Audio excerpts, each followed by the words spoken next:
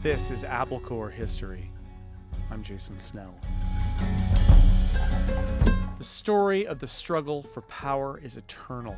As you've no doubt heard on this podcast and numerous other history podcasts, many of the darkest moments of humanity have emerged directly from the frequently violent quest for supreme power over others. Sure, the most visible of these events involve overthrowing a leader, but many consequential changes are all about the struggle for power and influence over that leader. Whether the struggle is happening in a royal court or a corporate office, the true story of our history can't be told without shining a light on these hidden backroom battles. So let me tell you the story arc of a place that has seen its power wax and wane through the years, weathering decades of decay and huge upswings in fortune, the power behind the scenes, the power on the throne, and most of all, the many colors that drove it.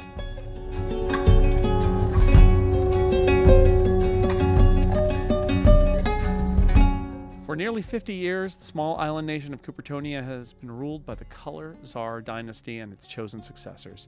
In that time, there have been eras of stability and eras of great upheaval.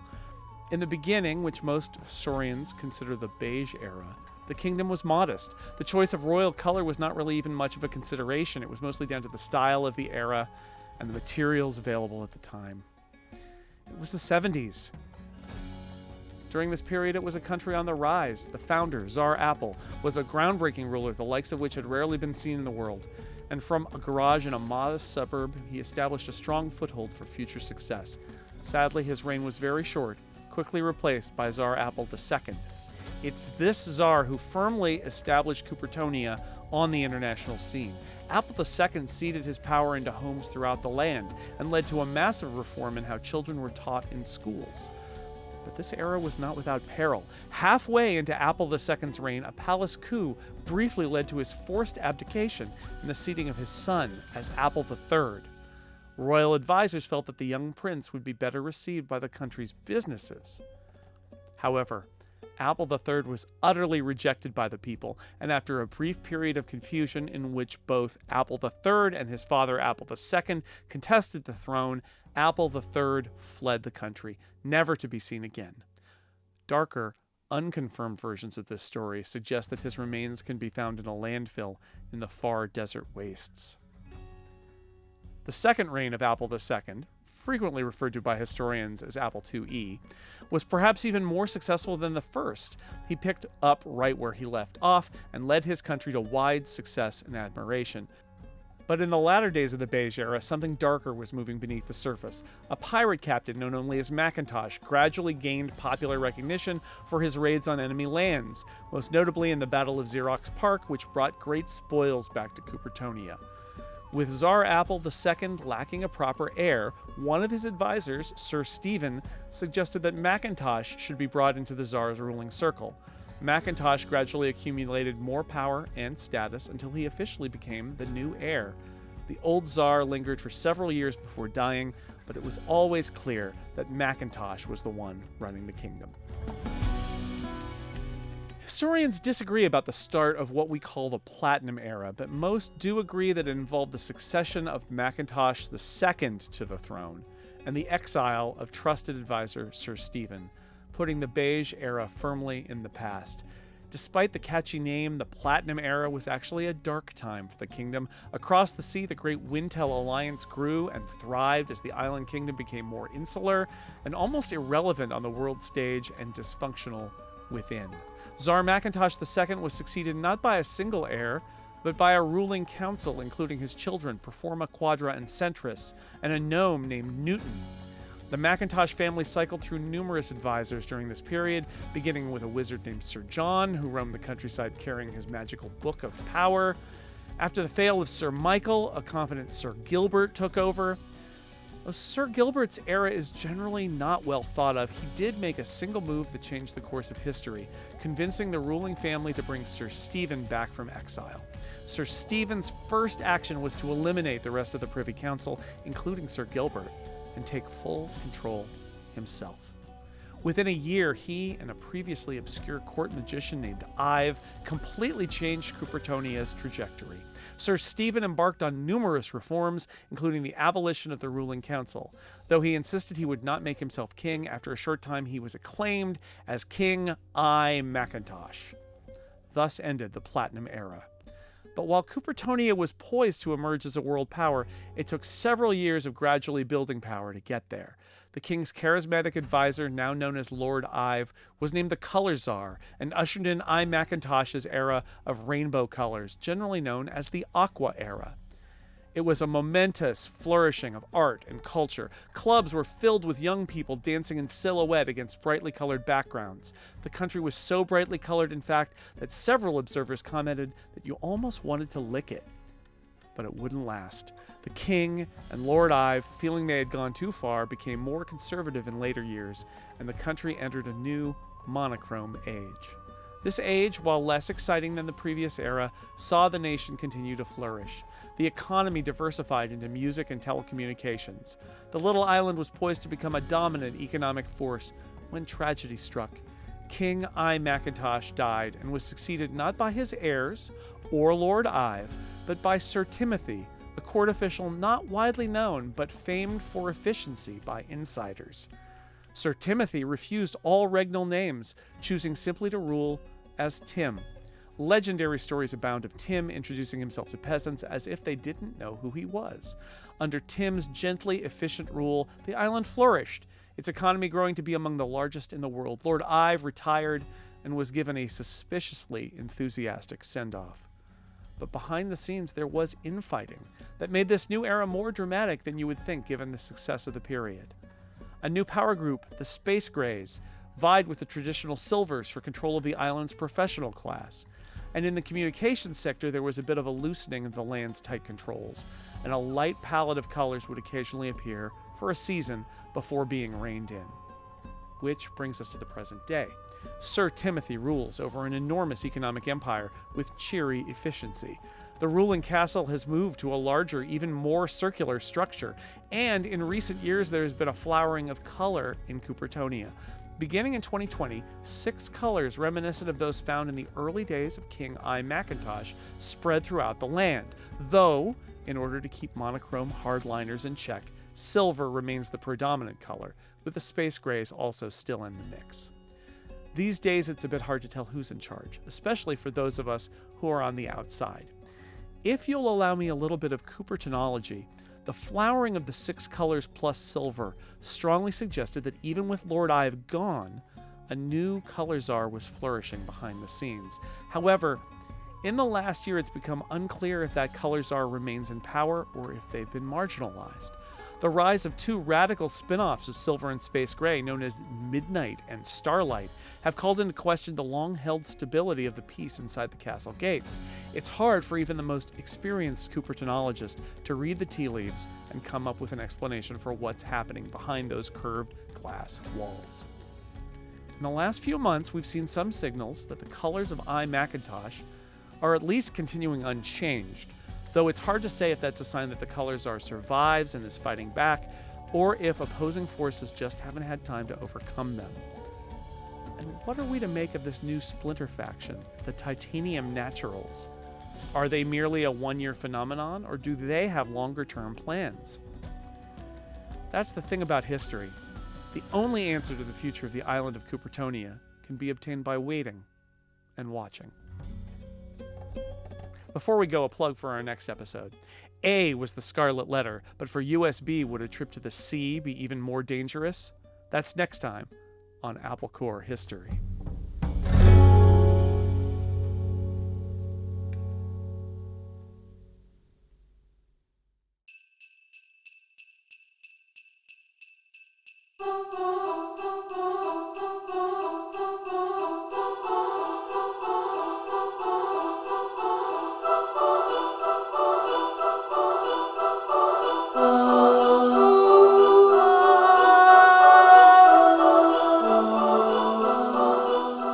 From Relay FM, ho ho ho, this is the Upgrade Holiday Special for 2023. Today's episode is brought to you by Fitbod, Ladder, and Notion. My name is Mike Hurley. You've just heard him, but that was Jason Snell. Hello, Jason Snell. I am the host of AppleCore History, Mike. Now I have a that's my new Snell title. Talk question for you from me, which is, can you tell us about the idea and where on earth it came from? Okay. Well, it came from my stupid brain, and part of it was listening to the podcast that I mentioned last week, The Rest is History, Mm-hmm. and thinking about like history podcasts. And the other thing is that you and I were talking about history or holiday special ideas, like this summer. Mm-hmm. And I had an idea. It was like one of those like had the idea in the shower kind of moments where I'm like, oh, we did that murder podcast. Yep. About the butterfly keyboard, and I thought, what if we do one about the color czar? Because we lament the idea that there's a color czar at Apple, but maybe they don't actually exist. That somebody should be in charge of this. And I thought, well, who killed the color czar would be kind of funny. But as I started to think about it, I was like, I don't know how to write that. I don't know how you do an entirely invented murder of the color czar. And I thought, color czar sounds more like a historical figure. I've been listening to these history podcasts, and I thought, that's the way to do it, is to have it be this bizarre fantasy world of the color czar dynasties at Apple. And then, I was sick and I was taking cold medicine, and I just sat down and I wrote a crazy thing, and there it is. So I hope everybody enjoyed, or at least it's over now, the AppleCore History story of the color czars. That was it. We do This a weird is, thing every now and then. That was do. it. 10 minutes of weird. And 10 that minutes of one weird. specific, like, as you say, we're reprising, I think, one of my favorite episodes of Upgrade, which is Serial Port. The Serial Port, which is called Who Killed the Butterfly Keyboard, Yes. episode 277. We're actually doing a lot of revisiting, because shortly we're going to revisit episode 225, which was the holiday special for the year later, but you'll hear about that shortly. Yes. So that was really fun. I like putting the music to that too. So like I put this little music bed in. I appreciate it. Service I use called Epidemic Sound, and I really recommend them actually. They're really good for licensed music. And we were going backwards and forwards on some stuff, and I ended up finding they have a whole playlist of music for history podcasts. That's how I found that track in the end. Amazing. Yeah. That's so good. Yeah. Really so good. it was like 4. It was what? Was it like 6 years ago or 4 years ago that we did that? It was 2017, I think. Oh, right. So 6 years ago.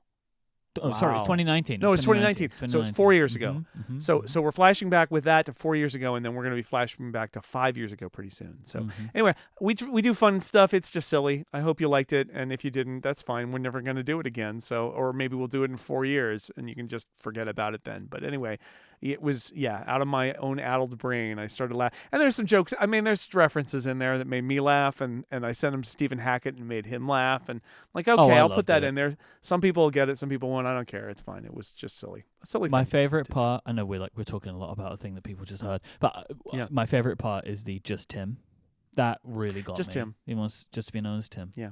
Actually, the moment that I laughed, I cackled, and I thought, okay, this is gonna work, is when it was like a pirate named Macintosh, and I was like, okay, we're here, we got it, because there's a pirate was one flag. Of those things, which is very anyway. typical Upgrade, where we're talking about a thing, Should we do this? Should we do that? We're not sure, and then all of a sudden in an afternoon, it just all comes together. Right? It Like just you were just all like, happens. oh, I got it now, and then it's I got it. Yeah. Yep. We do that Yep. a lot on this show.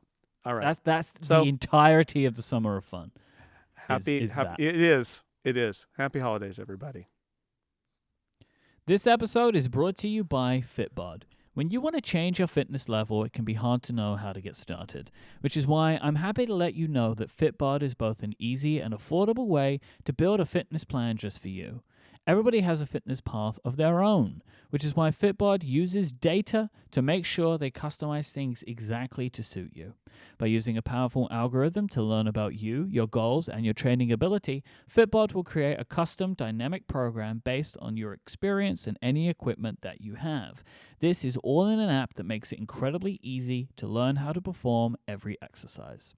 Superior results are achieved when a workout program is tailored to meet your unique body, your experience, your environment, and the goals that you have for yourself. Your muscles improve when they work together with your entire musculoskeletal system, so overworking some muscles while underworking others, it can negatively impact results. This is why Fitbod tracks muscle fatigue and recovery to design a well-balanced workout routine. By mixing up muscle groups, exercises, sets, reps, and weight over time, Fitbod serves to increase your overall strength and keep your body sharp. It also keeps your gym sessions fresh and fun by mixing up your workouts with tons of new exercises.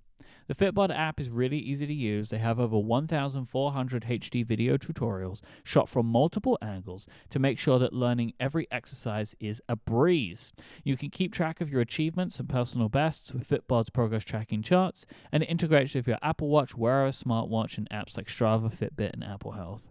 I love that Fitbod makes me feel confident when I'm learning new exercises and also keeps my exercise routine fresh by giving me new things to do. Personalized training of this quality can be expensive. Fitbod is just $12.99 a month or $79.99 a year. You can get 25% off your membership by signing up at fitbod.me/upgrade. So go now and get your customized fitness plan at fitbod.me/upgrade. That is fitbod.me/upgrade for 25% off your membership. Our thanks to Fitbod for their support of this show and Relay FM. We welcome a returning ghost to the show for our holiday special. Federico Vitici, welcome back. Hello, am I still in ghost form? No, I think you would be in now form, right? You're in now form, and you're not yet. In fact, what we should say, Mike, is that we recently built a time machine and sent Federico 5 years into the past as a ghost to give us a ghostly message from the future, our past selves. Okay. Right. And with that having been completed, it's time for us to debrief about what Federico told Jason and Mike of 5 years ago. AKA, in December of 2018, on episode 225 of Upgrade, which was called The Upgrade Christmas Carol, we were visited by the ghost of Upgrade Future, which is Federico Vitici, and Federico told us a bunch of things. And now we're gonna work out. I guess, was he lying or not? It's probably the way to consider it, right? Just tricking us. Yeah, was he just tricking us? So we have a selection of topics that Federico gave premonitions on, and basically, we've had a few people write into us saying that we should go through this because there are some creepy things in here when you go back and look at it. So this was 5 years ago. All right, 5 years.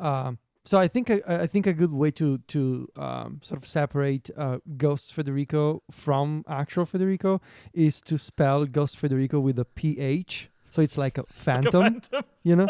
I like Federico. Federico. All right, so we're going to start out with the first predictions on Marzipan, as it was known in 2018, which became Mac Catalyst.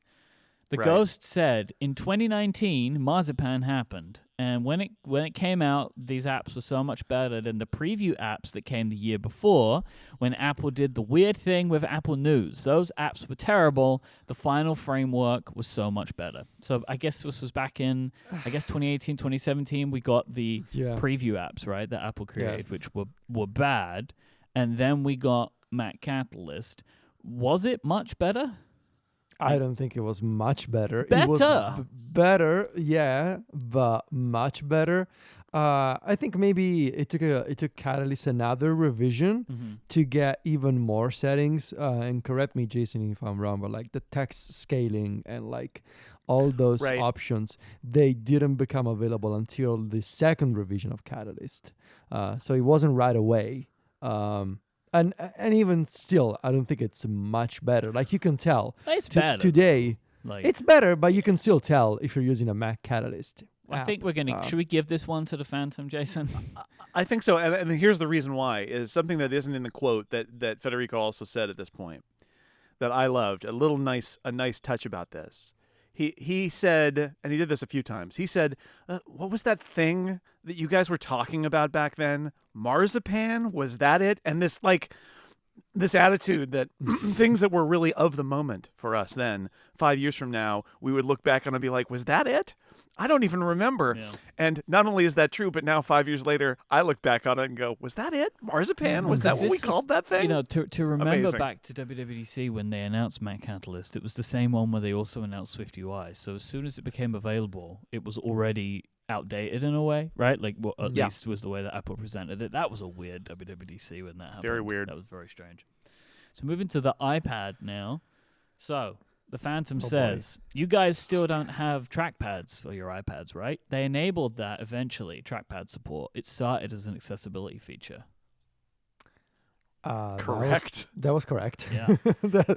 This was the time when, Mike, you were an iPad user primarily, Uh-huh. and you were using the accessibility quote-unquote pointer Uh-huh. as a way With a to mouse. have with a mouse on your Yeah. iPad, with a Logitech mouse, I I had a think, Logitech plugged in to my iPad. plugged in, because what was it? Why were you using it plugged in?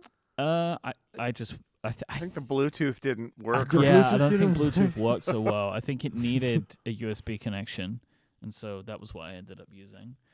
But Yeah. yeah, that was correct. They eventually did enable trackpad support in 2020, so you were right on the money there. You also said, don't lose hope on Apple making pro versions of their apps for iOS. This nearly didn't happen in time, to be honest. But we got there in the end. Just barely got in there. Look, It they counts, even though. did- It counts.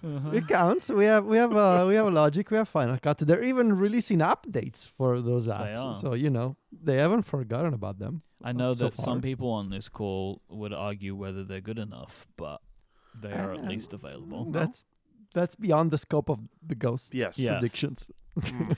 And then I love this one. We have an almost 14-inch iPad and also a 15-point-something-inch iPad Pro.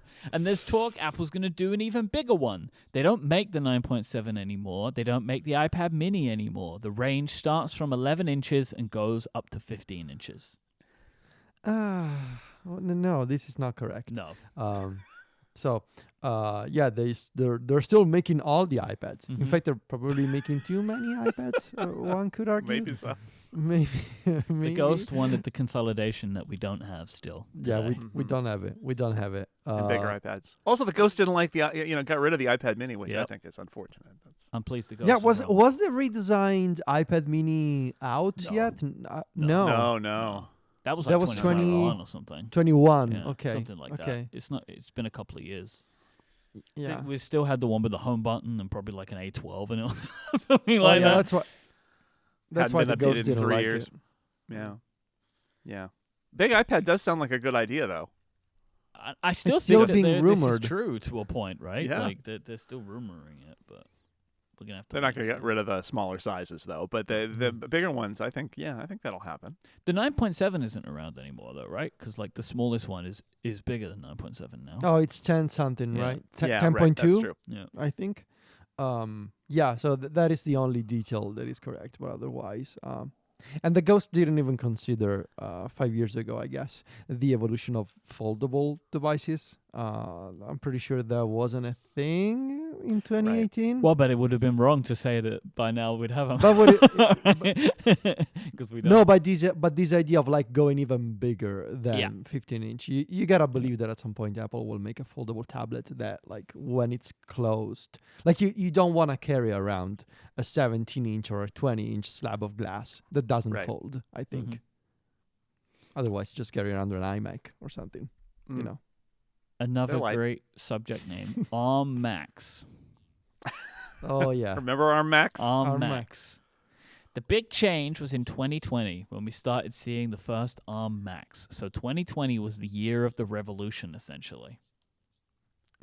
Yeah. I mean, nailed Nailed it. I 100%. One of my favorite moments in this entire episode is that when you say the year of the revolution, Mike and I are concerned that there's been a literal revolution, and you had to reassure us that no, I just mean in computers.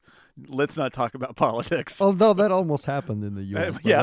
that's a different. You know what? That's a really good point. There was an attempt. It would have also been very helpful if the Ghost could have let us know what 2020 was actually going to be like. Oh yeah. Well, I did. The Ghost did say the year of the revolution. So Yeah. Depends how Yeah. you think about it. You did suggest that there was some trouble happening, but Yeah, the wrong kind of trouble. Yeah.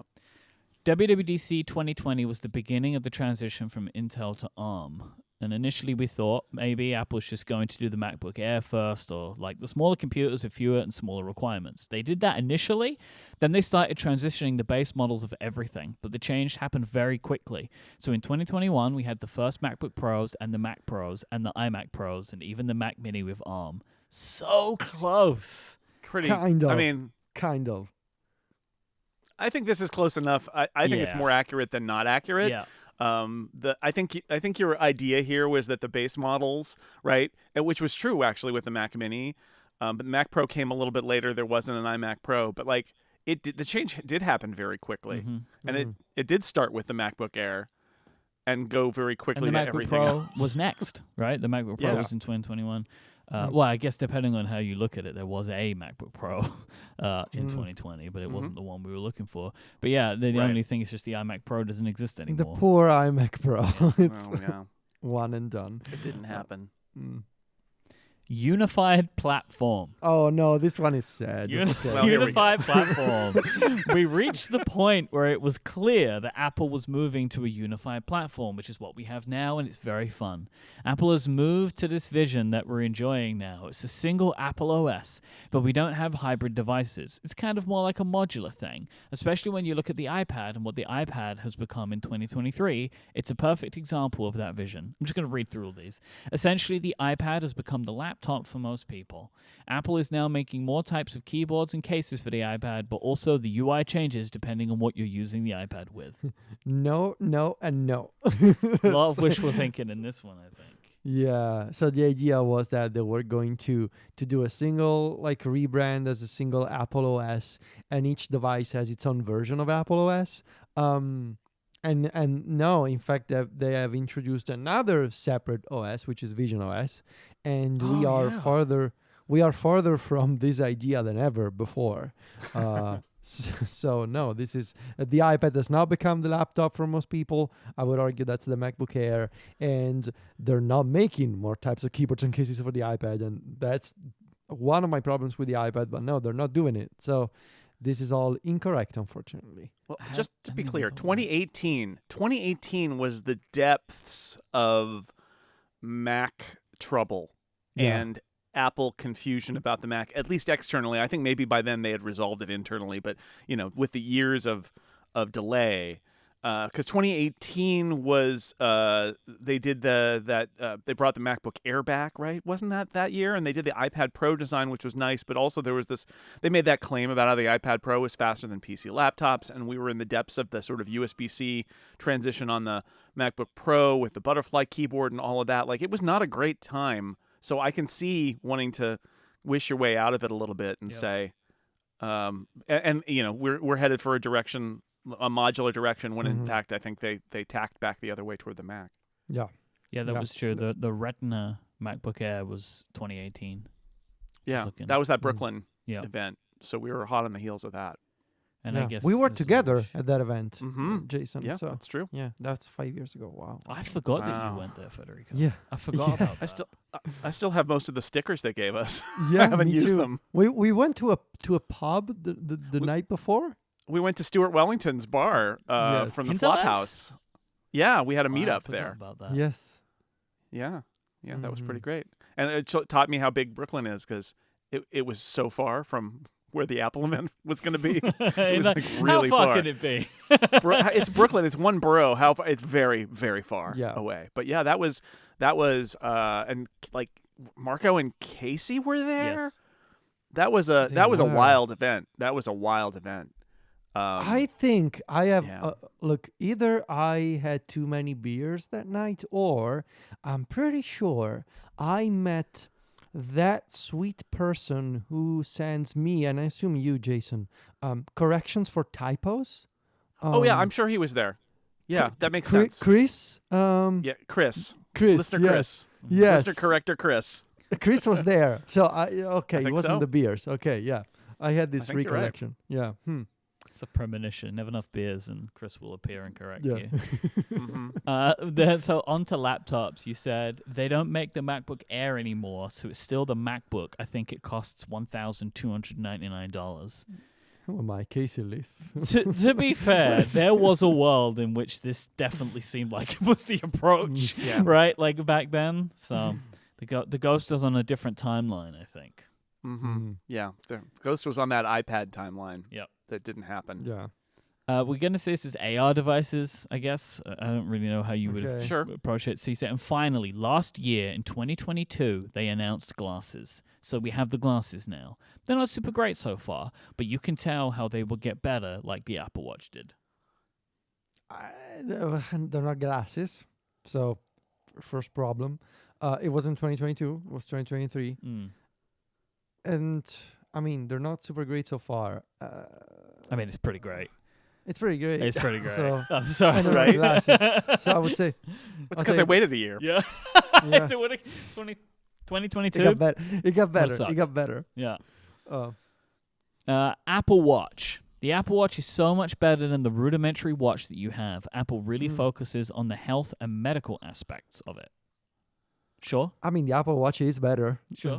We'll give you that than one. 5 years ago. Yeah. Our watches now, they can measure blood pressure, and it's kind of accurate. They did it with these new sensors that they have, and it's built into the bands. No. You're maybe a year away, though, right? Maybe next year, but not now. We have sensors to measure your hydration by essentially taking a look at the quality of your skin. No, that's multiple years away, probably. Yeah. That's one of my favorite descriptions, by the way, the skin quality sensor. The skin Which I quality. know you mean hydration is what you're going for there, but I also like the idea that your Apple Watch can just judge your skin for you. Like, bad ew. Day, Bad skin skin. day today. Bad skin, good skin. You're too dry. Gross. They did a new design in 2020. Did they? What? I don't think when so, was right? the 2021? No, 2021? When did it get more Two, rounded? Ultra. Well, I'm is not- that a new design? There is I mean, the it new looks pretty design much was the the Apple same. Watch Ultra. There Yeah, the wasn't Ultra a- was the new design. And that was not 2020. No. Nobody else is making smartwatches anymore. No, some people are. They still are. I mean, functionally, I don't know if Yeah. they really are, but like actually, people they're at least trying. Apple Car. There are no Apple Cars yet. There's talk that they're still working on this special project. A bunch of people left, and a bunch more people were hired. Very correct. Nailed it. Very correct. This has been the case every year for the last 5 years. Yeah. This is the best one. Oh yeah. This is the whole reason to do this episode. Uh-huh. Quote, somewhere around 2020, Elon Musk kind of lost his mind. So he was replaced as the head of Tesla. Now, Almost. Halfway. he wasn't replaced, but we're going to give you it because, I mean, come on, right? I mean, it Yeah. did. Yeah. Okay. Yeah. And then the Yeah. United States got back on board with doing something for climate change with the administration after your current one. And so Yeah. all the car makers realized we need to get these electric cars actually going. And so there have been, around 2020 to 2022, this massive transition, not transmission, that's the whole point, transition of all the automakers offering cheaper electric cars. Maybe not cheaper. Yeah, but- cheaper is not the right word, but I think you're right in that there was a new administration that did a lot of sort of plans and subsidies for manufacture of electric cars and charging networks and things like that. That absolutely did happen. There's been a ton of it, so I think this feels pretty bang on to me. I mean, it's cheaper, I guess, kind of, right? There are more options than there More were in options, 2018, right? It was all just Right now, luxury they're cars. they're a little more expensive than they should be, but yeah, it's mostly right, I think. On USB-C, I think you're living the worst moment for USB-C in 2018. Yes. Was Yeah, that true? absolutely correct. Is that true? Okay. Absolutely correct. Oh, Yes. The iPhone has USB-C now. Yep. Bingo. Yeah. This is my favorite one, and I don't know where it's coming from. HDMI neither. became obsolete. No, What does that it's even more mean? relevant. I think it's more relevant than ever. I think the thinking was USB-C will replace everything, and we'll have a USB-C connector for everything, including video signals. No, we're still using HDMI. 8K TVs now are quite common. No, they're not. They're not. No. If it could be, they would be, because the TV makers are always trying to sell you a new TV, Yep. Yeah. but they haven't gotten there yet. Not yet, but they will. But not yet. Give them time. Yeah. Oh, yeah.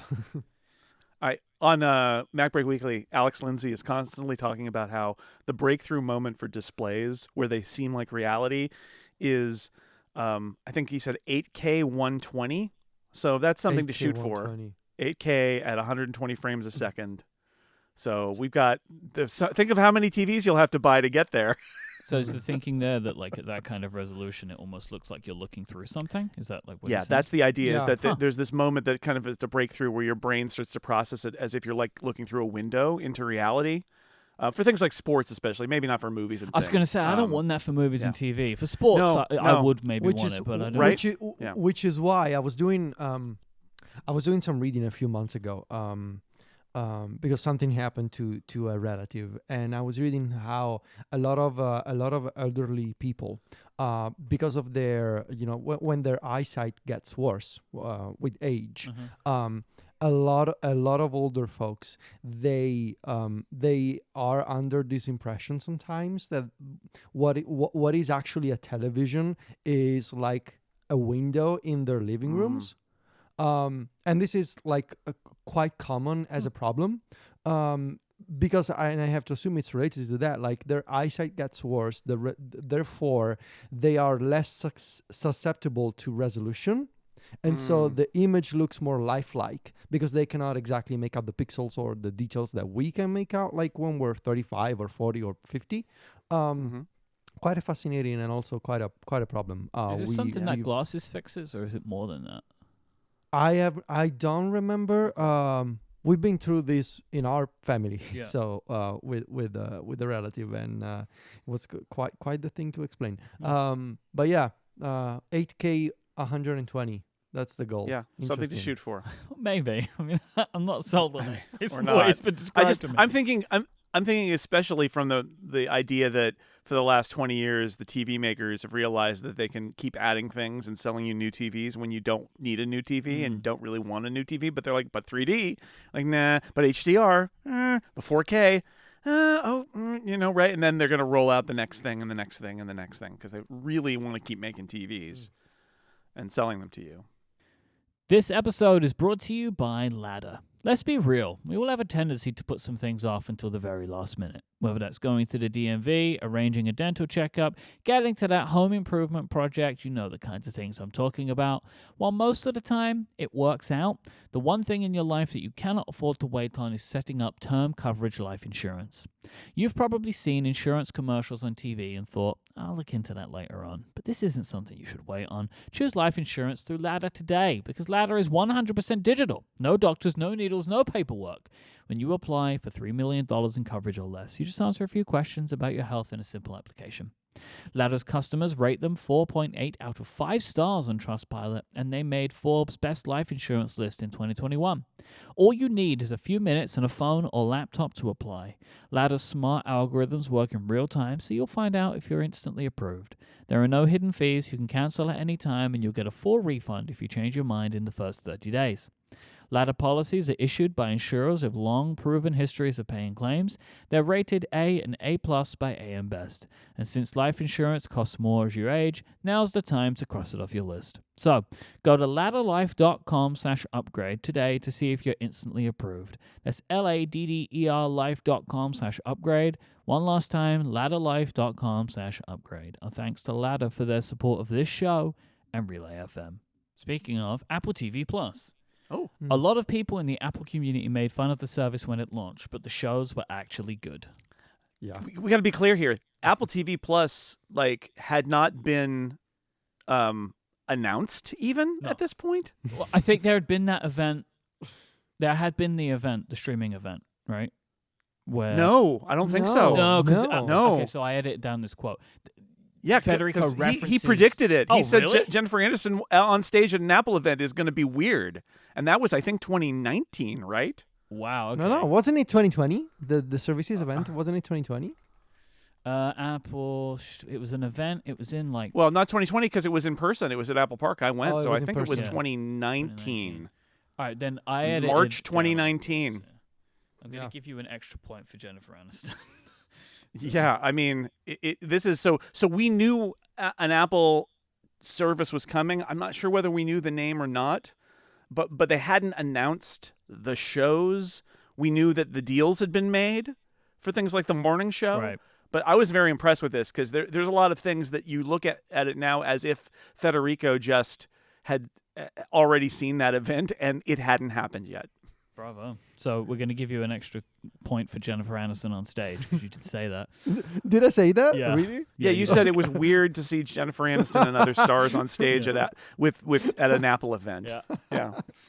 Okay. You also said it took them a couple of years to find their style. It's not like every show is a hit, but I think the quality is consistently good. And some people would say superior to what Netflix is doing with their originals, which I agree with completely.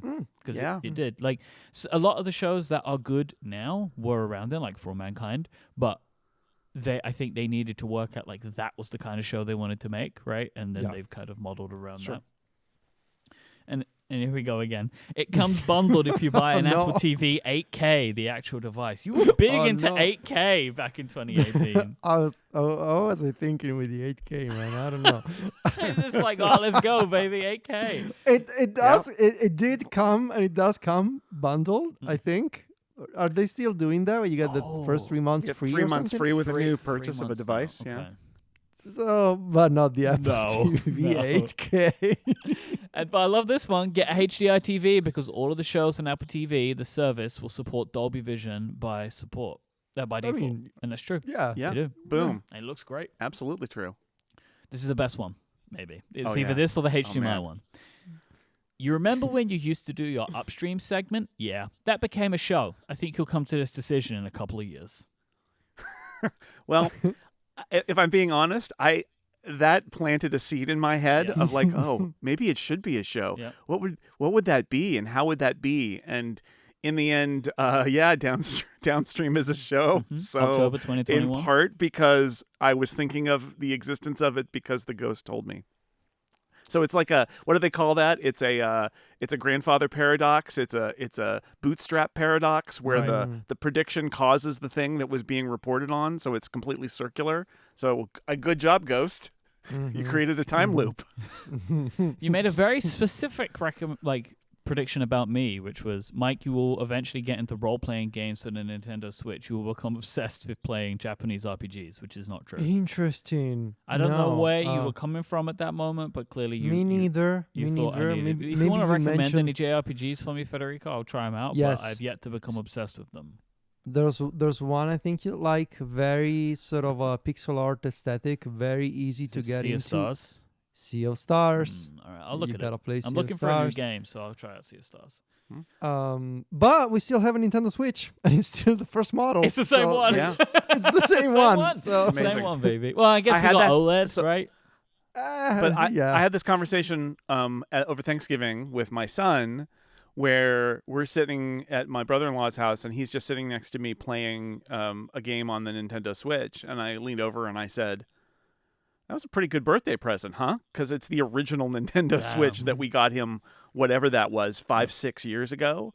And the fact that he's still, I mean, when he's at home or at home or at school or whatever, he's playing on the PS5, right? But he's traveling and he's got the Nintendo Switch and he's got lots of games on it that he likes to play. And so much of our tech moves so fast. And like, Nintendo Switch, it's still pretty good. It's still pretty good. still going. There have been more revisions to the Steam Deck in the time. In the same time. Technically, yes. The Steam Deck came out, in like 2020, 2021? 2021. And now they've already got a new one, which is like a big jump. They could effectively call it the Steam Deck 2 if they wanted to. But the ROI in the Nintendo Switch is kind of incredible for people that bought it. Amazing. Right? Like, Well, And they it- got to make up for the what was it, the Wii U? I can't even remember. I have one. Wii U. Was the Wii The U? Wii U. Yeah, And they got to and make up for that. And the best part is that when the Switch launched in 2017, the Tegra chip that it has, it was already outdated Yes. in 2017. It's Still Nintendo. going. That next Switch is going to be a beast, I think. Yeah, I hope so. I feel pretty confident about it. You also made some predictions about yourself. Okay. I'm sure 2023... As you were signing off. Yeah, Federico is very busy with many new products, but I still yes. have Mac stories. Oh, I mean, of course. Never Yeah. let it go. But you're busy. I don't think the club... Was the club around? Yeah, it was, right? But it's Yeah, it was. much It more was. now than it was then with Yep. Discord and all that stuff. You've got more Mhm. podcasts. Yep. There's an entire universe Mhm. of Mac Stories podcasts. I think back then, I used to have Twitter. Man, that ended badly. Wow. Yeah, it did. Kind of incredible, really. Because what I like about this prediction is at that point, like nothing was changing with Twitter. Like it was always as bad or as good as it was. And like it's very interesting that you did foresee a time in which it would die. And it did. Ended badly. Badly. I mean, Badly. That's Yep. for sure. Also used to have Instagram. Instagram also didn't end nicely. No, that was wrong. Yeah. I still have Instagram, and it's still going very much strong, I would say. And I won't give you the name of the new social networks that we're using now. Mm. We are using there new ones. is. We are using new ones. Yeah, he didn't give us the name, but I know he meant Mastodon. Mm-hmm. Yeah. Yeah, I mean, I think I created my account in 2018, so I'm sure I was thinking of Mastodon, Mm. and I probably gave you this answer because I couldn't remember the name Mastodon. I mean, that's probably very true, right? That's I fair. think I tried to cover it up with this sort of mystique, but it was just that I couldn't remember the name Mastodon. Yeah. So how did the ghost do? I just did a quick count. I might be incorrect, but it's rough enough. 19 correct, 15 incorrect. That is Okay. It's pretty good. If you had a record like that on the Rickies, you'd be unstoppable. Yeah. Yeah. See, my problem is that, and when we have this issue with the Rickies, historically, I get my risky predictions right, but like multiple years after. Mm-hmm. And so I'm trying to think of a way to like pre-create my Rickies and keep like an archive in Obsidian and use them sort of like you gotta let them simmer for like a couple of years. Sort of Right. like a good cheese or like a good wine. You have an idea now, but you're actually going to use it in 2025. It's like a message in a bottle kind of thing to yourself. And Sorry, boys. I'm writing down my Rickies for the September 2027 event. I'm too busy now. I mean, you could do what we do. So we started doing this thing on Upgrade where we do a draft about what the every 100 episodes about what life is going to be like 100 episodes from It's now. coming up soon. Coming at 8. I think February. we're 8 episodes down from that right now. February, So yeah, you could do something like that. You long-term Rickies, put it in the put in the bottle. Do a 2-year Rickies, 3-year Rickies. I don't know. You could do it. You could steal that's a that from good us if you want. That's a good idea, Mike. Although We should it talk clearly would Oh. advantage Federico, so maybe not. I don't know. Federico, I will ask you before I let you go. Do you want to make any predictions for 5 years from now?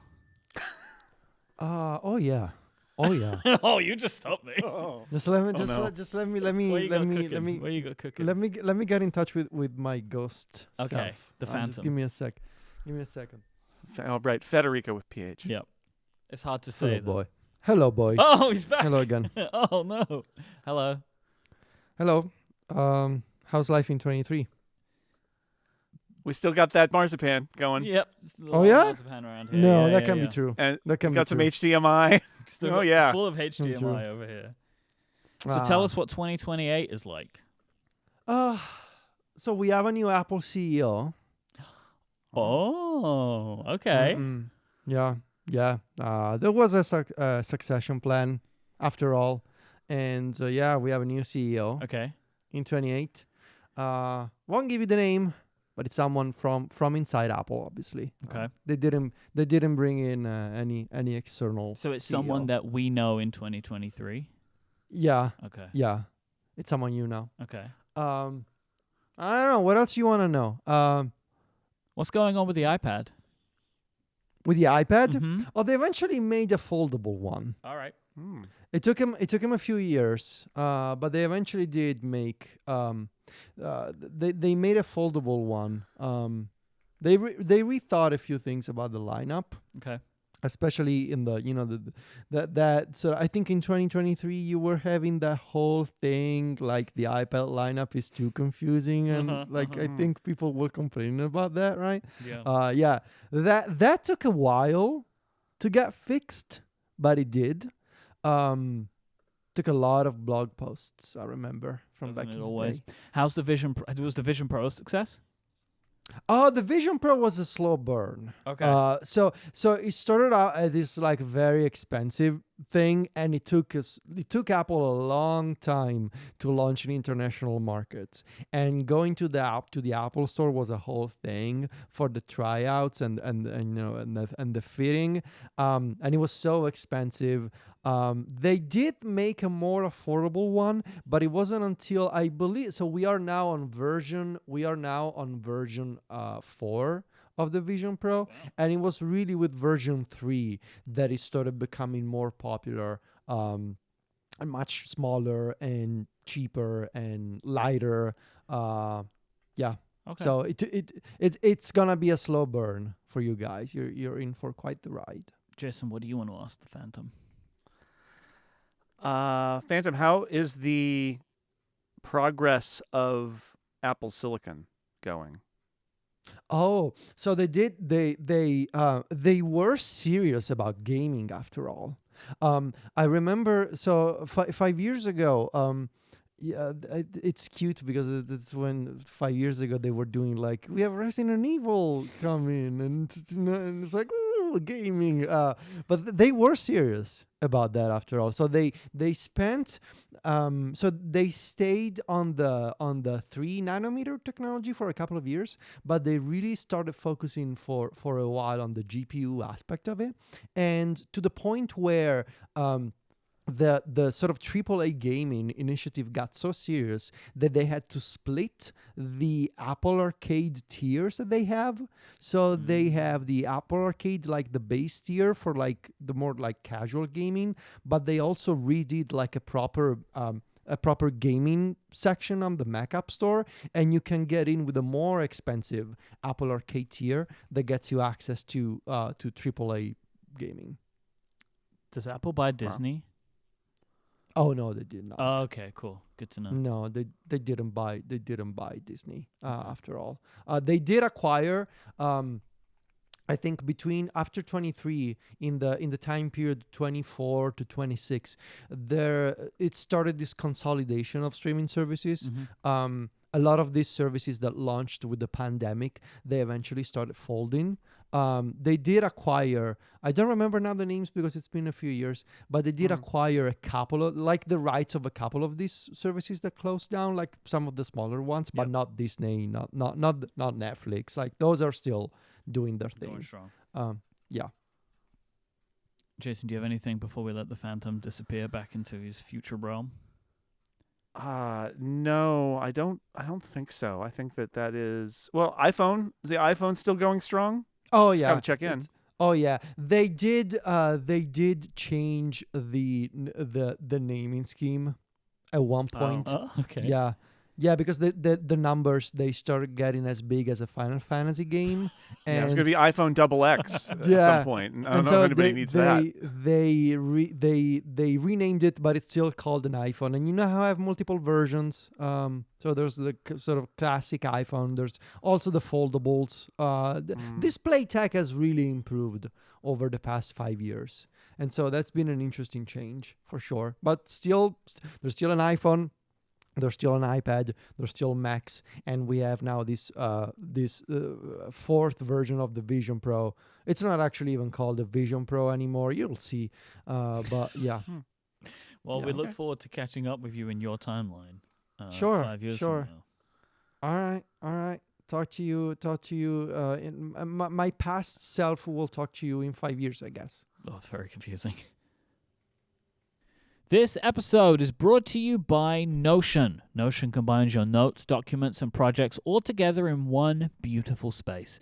And navigating that space is easier than ever thanks to Notion's new feature, Q&A. Q&A is an assistant that can answer questions about next quarter's roadmap, find that marketing campaign proposal you're looking for, or dig up a lost link all in seconds. Let me tell you why I love Notion Q&A. It is way better. It's like a superpowered search. So like sometimes I'm looking for something in a document that I have in my Notion database, in like my whole Notion projects space, we'll call it. And I know the question that I have to try and find an answer to, but I don't know the answer. So how do I find the thing? And I could spend ages searching through files and trying to find it by scanning through. When now I can just open the Notion Q&A feature and say, like I did recently, what was the color of the cover of paper that we chose for this project? And it was able to go in, find the answer for me, and then also show me where to go for it. So great, saves me tons of time, and the more and more that I'm putting into Notion, the more and more I'm getting out of it. And Notion AI, it can give you instant answers to your questions using information from across your wiki, your projects, your documents, and meeting notes with the Q&A feature. I also love Notion's AI features for helping me summarize stuff. It's really great. If you have an urgent question, you'd normally turn to a coworker to answer for you. You can ask Notion Q&A instead. Like if you have all of your help documents and all of your handbooks for your company in Notion, it can search through any of these thousands of documents in seconds to get the answer to your question and present it to you in clear language, no matter how large or complex your workspace is. Plus, and I love this, you can trust that your data is secure because Notion AI is designed to protect your information. There are no AI models being trained with your information. The data is encrypted, and the answers will never use information from pages you don't have access to. That is super good. Try Notion AI for free when you go to notion.com/upgrade. That is all lowercase letters, notion.com/upgrade to try the powerful, easy-to-use Notion AI today. And when you go to that link, you're supporting this show. That is notion.com/upgrade. Our thanks to Notion for their support of this show and Relay FM. Let's do some holiday-themed Ask Upgrade questions. Jingle, jingle, jingle, jingle. It's like, oh, I like it. That's really great. I don't often do the lasers, but when I do, No. I bring something, you know? That's right. They're red and green lasers, too. Mm-hmm. Of course. Mm. Aaron asks, do you have any favorite holiday decorations from when you were a kid that you still love and use today? What about ones that you did love but now find too tacky? Do you have any? You know, I was thinking about this because we bought a bunch of ornaments that are theoretically, like when our kids were little, that theoretically we will give to our kids at some point to take away as like keepsakes, although they become so precious for us. They may be more precious for us than for our kids. So that's a problem. I don't think I have any ornaments or other things from when I was a kid. I don't think I have any of them. My mom has some that but she still got them, right? Like there may come a time, you know, my mom's in her 80s, where some of those will be reclaimed. But for now, I do every now and then. There's like a Santa candle, and there's some other stuff that she has, and I'm like, oh wow, that's from when I was a kid. But I don't have anything in particular. Sort of building my own memories, buying stuff that I love now. We also, like, our tree was mostly like just glass ball, you know, green and red glass ball ornaments, not like a lot of custom stuff. We had an angel on the top of the tree. I have no idea where that angel is. My mom might still have it. Our tree this year has Skeletor on the top, so I guess that says something. I also don't have any from my childhood, but holiday ornaments have become a thing that me and Adina have started to decide to care about. Like, rather than like when we first got a tree, and over the years, like, we just bought like boxes of ornaments, right? That were just for like, Sure. Oh, this is like a nice color Volume. or whatever. Mm-hmm. Like, and we're just going to use this to fill up the tree. And then one year we bought a bunch of really adorable and hilarious felt ones, like of like dinosaurs and like, but all holiday themed, and they were really adorable. Yep. And that was like, oh, this is much more of like who we are and like what we like. And then we have now taken to a tradition that many people have, that we've learned from friends, of we buy ornaments on vacations and holidays that we go on, like places that we go to that we care about. We try and buy an ornament for the tree from them. So we have like been to Disney a bunch of times. We get a new one from Disney each time. We have one from San Francisco. We have one from Hawaii. You know, like we try and pick up ornaments from places that we go together. And that's become like a little tradition in the home. It's nice. I will say the one funny thing here is, so Lauren is Jewish and always was covetous of Christmas traditions that she didn't get when she was a kid. Amazing. That's funny. And her dad wasn't Jewish, but she lived with her mom and her stepdad. So occasionally they'd get some of that reflected, but not a lot. As a result, though, moving in with me and marrying me gave her full license. And that thing as an adult where you're like, this is what we do when you're a kid, and then you're an adult, and you're like, oh, I get to choose whatever we do. So it's like, lights on the house, yeah, let's do it. Big tree, lots of ornaments, yeah, let's do it. So we've got all of that. She also has given herself permission to buy like as many menorahs as she wants to, and do that too. And it's like, no, I like menorahs. We might have 3 going at once. Why not? Like, who's going to stop me? It's that thing where it's like, as an adult, who's going to stop me? So anyway, she really takes some glee in being able to do Christmas as well, because there was a period, it's like your parents telling you can't have the cereal with sugar in it. It's a little like that. Then you're an adult and you're like, I'm going to have this cereal with sugar. Yes. So anyway, that adds an extra level of kind of delight for Christmas, is that Lauren really loves it. Drew wants to know what some of our other favorite holiday traditions are. Oh, wow. So I'll start. I have a couple. Yeah. Okay. Do it. When we put up our tree, we make eggnog. So like starts the day before, like it's a good eggnog recipe that we use, and we use the Bingin' with Babish eggnog recipe. If you want to find that, it's really good. It's basically a 2-day process. You leave it to kind of like mature overnight, and then finish it off the next day. So we drink eggnog and put the Christmas tree up. Something that I've come to really love is making gingerbread houses. And so we'll do a gingerbread house every year. And I like to do the thing where we get a kit, but we actually make the gingerbread with the kit. Like, you don't just get like pre-cut pieces. Like, you get the whole thing, yes. and then decorate it yourself. And I love doing that. And we've can I just jump in here for a second? So my kids, we had the gingerbread houses that we made, and I have some pictures of my dad making a gingerbread house with them that I treasure. And but they would always be like, when can we eat it? When can we eat it? There's like they're picking the candy off of it, because sometimes there's like icing and there's also candy you can stick on it, and they're picking that off, and they're like, when can we eat it? And this led to what has turned out to be a major traumatic event in my children's lives, which is at one point I just decided, I'm tired of them asking when can we eat it. So I went out into the garage and got a hammer. And I brought it in and I smashed the gingerbread house. The kids are like, no! And ever since then it's been, remember when Daddy smashed the gingerbread house with a hammer? And I'm like, guys, I did it because you wanted the gingerbread. This is one of those things where like, no. it's like there were branching paths in your children's lives at that point, and there was one where you didn't smash the house and one where you did. No, I smashed that gingerbread house because it was all stuck together pretty tightly and we couldn't get it off. And I thought, you know what, this will be fun. I'll just smash it into pieces and then we can eat the pieces. And it became traumatic for them. So sorry about that. But I do like the gingerbread house. I give it 1 day. Yeah. So I will eat the gingerbread house the next day. That's when we'll start looking at it. That's and right great. now I love it. we That's have great just policy. a front and back left of the house. Right. Well, if you want to have fun sometime, bring out the hammer. Bring out the hammer. I don't think I've ever made a gingerbread house that is sturdy enough that it would need a hammer to break. I don't know. That could be really easy to knock it right over. Yeah.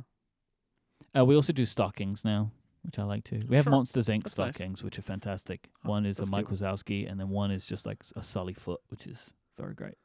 Lauren still has her childhood Christmas stocking. Wow. Which is green and has a panda on it and an L for Lauren. And so that's pretty great. And also, why is there there's a nothing panda like on the shopping stocking? for a stocking. Why is there a panda on this? That's an interesting. What There's happened a panda. there? What happened there? I don't know. Who put a panda on a stocking? You know? I don't know. That's a good question. Fascinating. So I don't think we have any particularly interesting holiday traditions. There's music like the Vince Guaraldi stuff. I've got some playlists, but the Vince Guaraldi music from the Charlie Brown Christmas special and the Charlie Brown Christmas special itself that we tend to watch a lot. We bought it ages ago on iTunes, so even though it's on Apple TV Plus now, we were watching that endlessly. Certain movies get replayed. Elf is a favorite. Miracle on 34th Street is a favorite. That we will work some others in there. Sometimes it's Die Hard too. Sure, fine, whatever. But like Elf and Miracle on 34th Street, I feel like are the standards. We'll try to get those in there. The Doctor Who Christmas specials, I'll pull some of those out because some of those are really great. Some of them are not, but some of them are actually really great. The Christmas Carol one and the Last Christmas, which is sort of like an homage to The Thing, which is, why would that be a Christmas special? But it is, because The Thing takes place at the North Pole, you see, and who else might be at the North Pole? Anyway, that's pretty good. Baking cookies, ginger cookies. I love ginger, and so I have these ginger cookies that I make that are made with enormous amounts of ginger, and they're so good, and I love them. And then the ginger molasses cookie is back at Blue Bottle. Oh, is it? Well, yeah, that's when the we recipe. were in LA. You know all about it. When we were in LA, they had it. I was so excited. Well, that's the one I make, and it's really great. Ginger molasses cookie from Blue Bottle Coffee, and Christmas dinner is a tradition, right? Usually a turkey, although sometimes something else. But the sides are the star there, and I always make a sweet potato pie because I love to make a sweet potato pie, and any excuse to do that, I'll do it. Honestly, Lauren just made Chex Mix yesterday. That's actually a tradition, I think. The kids love to have the Chex Party Mix. We make it at home. Got to buy a lot of Worcestershire sauce for that, but we do that. I don't know. I would say nothing particularly dramatic. It's just I love all the trappings of Christmas. It's fun. For music, I actually wanted to add in the David Sparks' Yule playlist. Gets a lot of play in our house. It's like a really good compilation of good like background jazz music. That's holiday theme, which is like really good for the holidays because you've got people around. And we've actually started a new tradition actually in the last 2 years. We've done it 2 times, so it's a tradition now. We last year we went to our neighbors, and our neighbors came to us this year. We have a little. It's the second annual traditional. Second annual neighbor Christmas. Neighbor Christmas, yeah.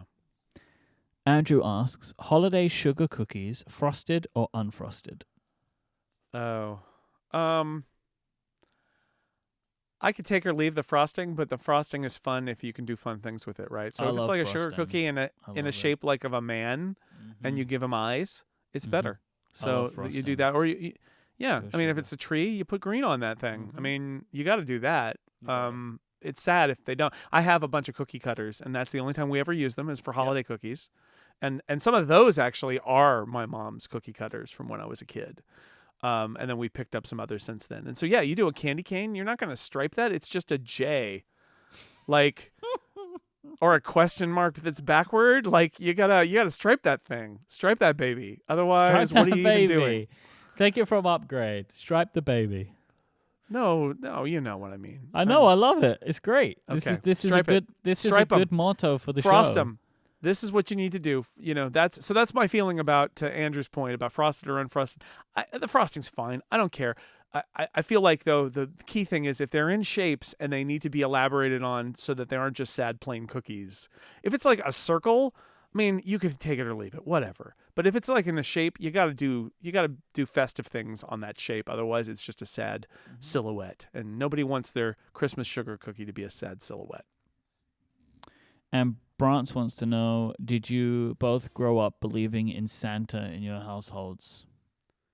Yes, absolutely. My belief was reinforced by the time that Santa responded to a letter I left for Santa in a handwriting I didn't recognize, which I think was just.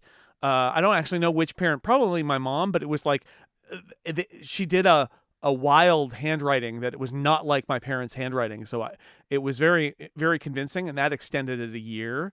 I was very impressed with that Santa had left me a message. And then the other thing I'll say is there was that awkward couple of years where I knew that Santa didn't exist, but I didn't want to lose Santa presents. So we kind of like pretended that it was until finally... we had the moment of there's no Santa, right? And I'm like, yeah, I know. And then actually my mom would still put presents under the tree that were from Santa, and we would all be like, oh, this one's from Santa. And we all had a chuckle. But that's cute. Yeah, right? That's good story. Stuff. Yeah. Thank you so much. What about you? You didn't answer. You didn't answer. Well, maybe I don't want to answer. Maybe I still believe in. No, look. Here's one of these things. Well, I know I did, but I don't remember it. But I know I did.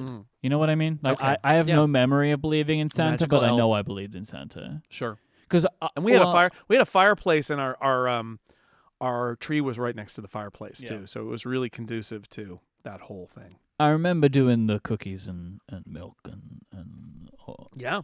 Yeah. carrots and stuff like that. So my pal, pal Philip Michaels, I don't know, I just find this amazing. Their daughter, old enough now to know that there's no Santa, but for a while there, he just was very clear that what Santa really wants is bourbon. I always appreciated that in Phil's house you leave bourbon for Santa. Makes sense. Story checks out. Santa likes to go to the Michaels household. Mm-hmm. Yeah, he does. Good gifts. Mm-hmm. If you would like to send in feedback, follow-up, and questions for a future episode, please go to upgradefeedback.com. You can find Jason at sixcolors.com, theincomparable.com, and here on Relay FM, where you'll find me too, and over at cortexbrand.com. We're on Mastodon. Jason is at jsnell on zeppelin.flights. I am at imike on mike.social. You can find the show as Upgrade on relayfm.social, where you'll also find video clips of the show, but they are best viewed on TikTok, Instagram, and YouTube. We are at Upgrade Relay on all of those. On Threads, I am at imike, IMYKE. Jason is at jsnell, JSNELL. Thank you to our members who support us of Upgrade Plus, and thank you to our sponsors of this episode, Notion, Ladder, and Fitbod.